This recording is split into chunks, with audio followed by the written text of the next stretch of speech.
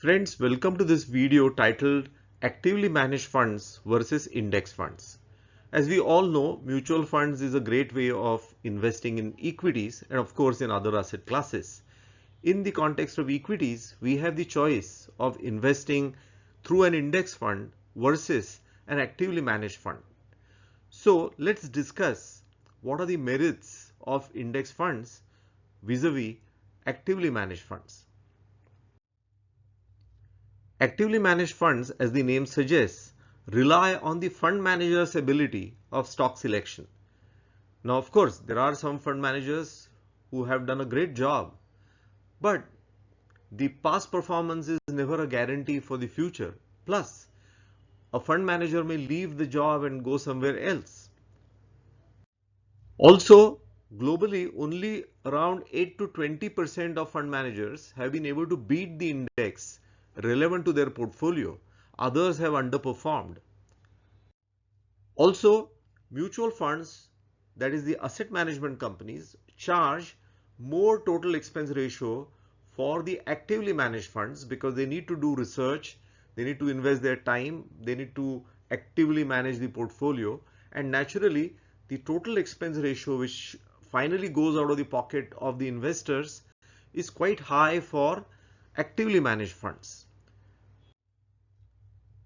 Index funds are a great way of investing since you don't have to rely on a fund manager for stock selection. You know clearly where the money is going to go, and that's a great advantage. So best is to invest in index funds which are based on top stocks in an economy. Of course, there could be index funds available for lower tiers of the stock market also, but personally I feel that the index funds which are based on top stocks is a very good bet because you know for sure that your money is going in the best of companies in the country, right? So in a situation like the COVID pandemic where the stock market fell very rapidly, you have the comfort that money is in the best of companies. So that is a great advantage.